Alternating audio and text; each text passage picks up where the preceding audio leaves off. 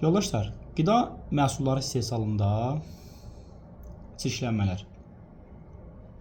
Belə bir mövzu hamımızın da bildiyimiz bir mövzudur, amma çox qlobal bir mövzudur, yəni aktual bir mövzudur. Yəni sıxıntılar çox olan bir mövzudur. Potensial olaraq bunlarla bağlı bizim qarşımıza uyğunsuzluqlar çıxır praktikada. O nöqteyi nəzərdən mən bunu çox belə konspektləşdirilmiş formada izah etməyə çalışacağam ki, biz burada nələrə diqqət eləməyimiz lazımdır. Ümumiyyətlə bu bizə nəyə lazımdır, və bu istiqamətdə bizim işimizin əsas məqsədi nədən ibarətdir? İlk öncə mən qeyd etmək istəyirəm çirklənmələr. Çirklənmələr dediyimiz, təhlükələrdən söhbət gedir. Və çoxlarımız da bilir ki, qida istiqamətində bir neçə təhlükələr var. Daha doğrusu sonsuz sayda təhlükələrimiz vardır, amma bizim üçün əsas götürülən qida təhlükəsizliyi istiqamətinin standartlarımız bizim 7 dənə əsas təhlükə növünü qəbul edir ki, bunlara da daxildir mikrobiyolojidir, kimyəvidir, fizikidir, alergenlərdir, saxtakarlıq, təxribat və radioaktiv maddələr.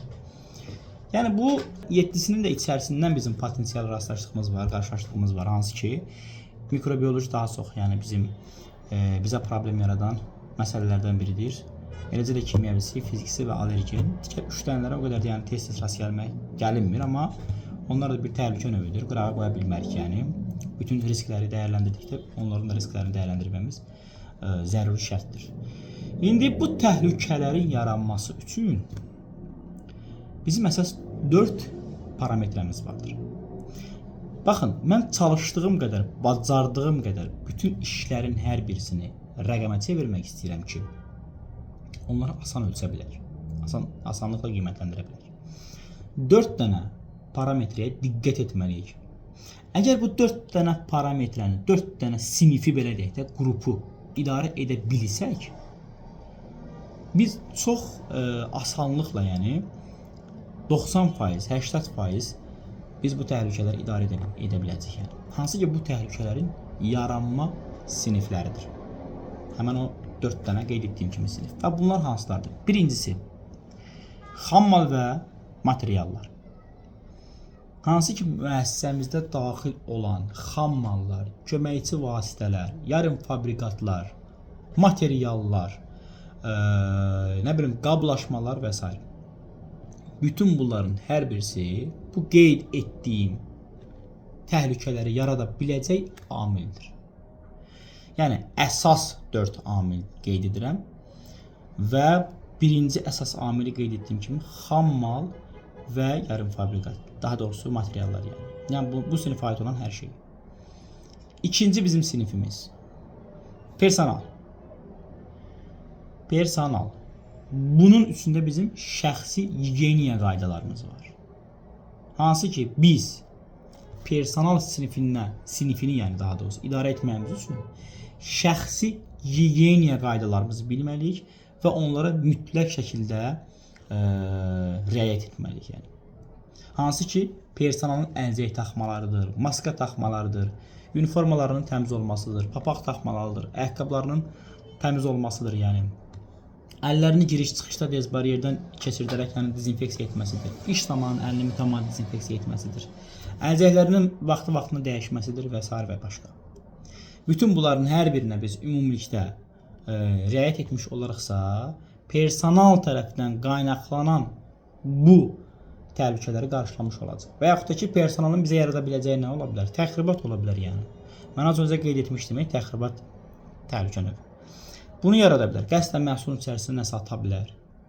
Və yaxud da ki, hansısa bir məhsulu zədələyə bilər, qıra bilər və s. və ilaxə.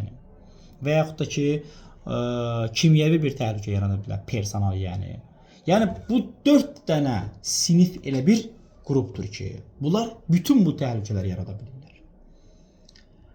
Üçüncü bizim parametremiz, sinifimiz avadanlıqlar və alətlərdir.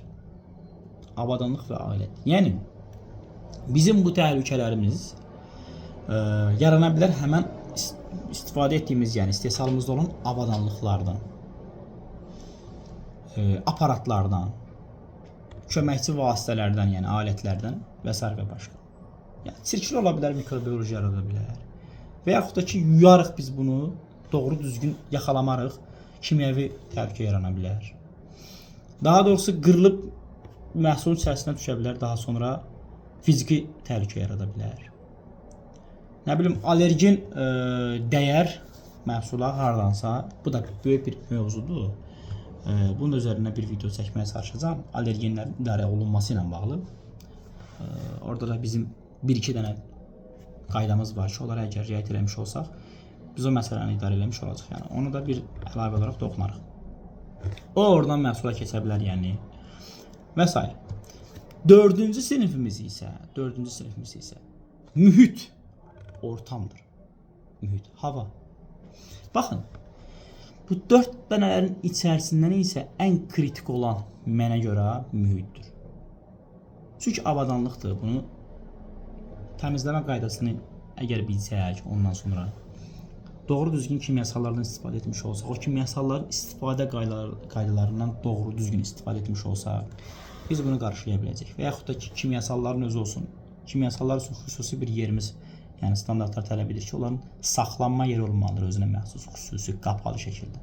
Biz onu əgər tərcih etmiş olsaq, inşa etmiş olsaq, əgər mütləq şəkildə biz maksimum dərəcədə, yəni kimyəvi təhlükənin yaranması tək bunlardan ibarət deyil, amma bunlar da onlardan biridir yəni. Və yaxud da ki, pestisidlər olsun. Pestisidlərin istifadəsinə doğru düzgün şəkildə riayət etmiş olsaq, biz kimyəvi və yaxud da ki, sahələrdən əldə etdiyimiz, məsələn, evimizdə istifadə edirik, pomidorlardır, xiyarlardır, biberlərdir, fəsər.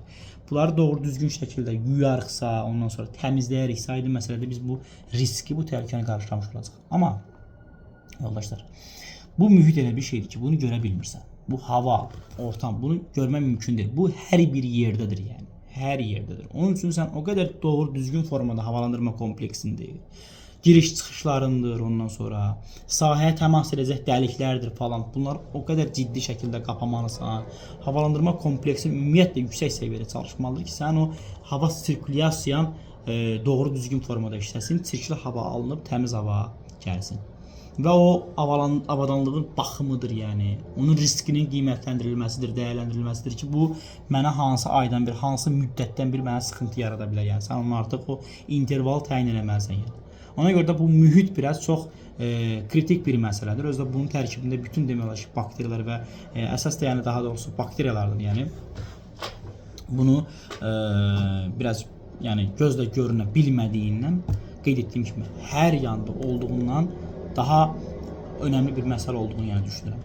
Qeyd etdiyim kimi 4 dənə parametr saydım sizə. Çevirdim bunu rəqəmə ki, biz bunu ölçə bilək, qiymətləndirə bilək və idarə edə bilək. 4 dənə parametr, hansı ki, bu mövzu qida istehsalında, yəni qida məhsulları istehsalında sanitariya və gigiyeniyanın normalar daxilində, ondan sonra onların risklərini minimumda saxlamağımızdır yəni.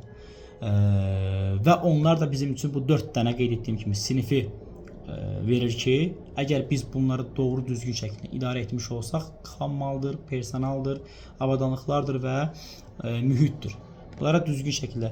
Bunların da qeyd etdiyim kimi standartlara əgər baxmış olsaq, yəni beynəlxalq dərəcədə standartlarımız olsun və yaxud da ki, bizim yəni yerli qanunvericiliyimizdə də hətta bundan bağlı müəyyən qədər geniş məlumatlar var yəni.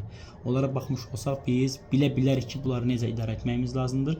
Bunlarla necə davranmamız lazımdır. Hər şeydən öncə isə yoldaşlar, ilk öncə biz risklərimizi hesablamalıyıq yəni. Gedib təhlükəyə çıxmaq artıq gezdir yəni.